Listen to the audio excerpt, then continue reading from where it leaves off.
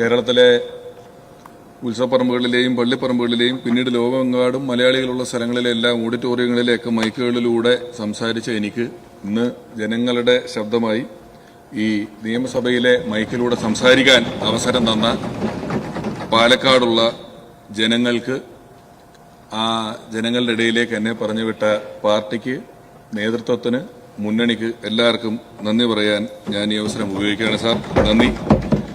പണം കൊടുത്ത് വിജയിക്കാനാകില്ല എന്ന് അരിയാഹാരം കഴിക്കുന്ന പാലക്കാടുകാർ തെളിയിച്ച ഒരു വിജയമായിരുന്നു ഈ വിജയം. കാരണം ആ ഉത്തരവാദിത്തം പലതിനെയും ചെറുക്കുന്നതിനാണ്. ഈ വർഗീയത എന്ന് പറയുന്ന വാക്ക്, ഇപ്പോൾ വർഗീയതയെ ചെറുക്കാൻ വേണ്ടി നമ്മൾ നിൽക്കുന്നു പറയുമ്പോഴും ഈ വർഗീയത എന്ന് പറയുന്ന വാക്ക് പലപ്പോഴും മതവുമായി മാത്രം ബന്ധപ്പെട്ട് നിൽക്കുന്ന ഒരു വാക്കല്ല. അതിന് രാഷ്ട്രീയ വർഗീയത എന്ന് പറയുന്ന ഒരു സ്ഥലം, അല്ലെങ്കിൽ ഒരു വർഗത്തെ സംബന്ധിക്കുന്ന വാക്കാണ്.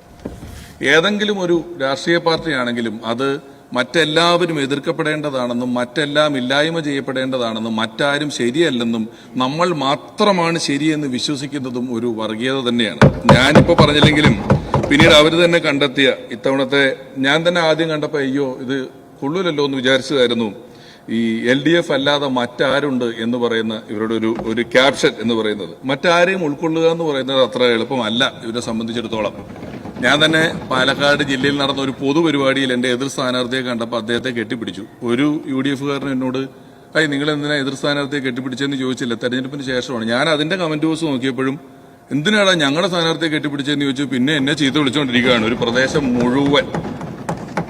ഞാൻ ഇതെന്താ ഇവരെങ്ങനെ വിളിക്കുന്നതെന്നൊക്കെ ആലോചിച്ചപ്പോഴാണ് അറിഞ്ഞത് നമ്മുടെ പ്രിയപ്പെട്ട ജനീഷിന് ചോറ് കൊടുത്തതിന്റെ പേരിൽ ഒരാളെ പാർട്ടിയിൽ നിന്ന് പുറത്താക്കിയിട്ടുണ്ടായിരുന്നു എന്നുള്ളത്. അപ്പൊ ഇപ്പോഴും ഇൻക്ലൂസീവായി ചിന്തിക്കുക എന്ന് പറയുന്നത് ഇവർക്ക് സാധിക്കുന്നില്ല. അതെന്താണെന്ന് എനിക്കറിയില്ല. ഇൻക്ലൂസീവായി ചിന്തിക്കാൻ ഇന്ത്യയെ പഠിപ്പിച്ച ഒരു പാർട്ടിയുടെ പ്രതിനിധിയായി നിൽക്കാൻ കഴിയുന്നു എന്ന് പറയുന്നത് എന്റെ ഏറ്റവും വലിയ ഭാഗ്യമായി ഞാൻ കരുതുന്നു. ബഡ്ജറ്റിനെ കുറിച്ച് ഉള്ള അവലോകനമാണ്. ബഡ്ജറ്റിനെ കുറിച്ച് ഇനിയും നമ്മുടെ തന്നെ പാർട്ടി, അല്ലെങ്കിൽ നമ്മുടെ തന്നെ ബഡ്ജറ്റാണ്, അതിനെക്കുറിച്ച് ഇനിയും ഞാൻ ഒരുപാട് ഇവിടെ നിന്ന് പ്രസംഗിക്കുക എന്ന് പറയുന്നത് ഒരു നല്ല കാര്യമല്ല. വേണമെങ്കിൽ ഇന്ന് ഈ ബഡ്ജറ്റ് ലോകമെങ്ങും വിളങ്ങിയിടാൻ ധനകാര്യമന്ത്രി തന്നെ എന്ന് പറയുന്ന ഒരു പാട്ടിനൊക്കെ സ്കോപ്പുണ്ട്. പക്ഷെ നമ്മളത് ചെയ്യുന്നില്ല.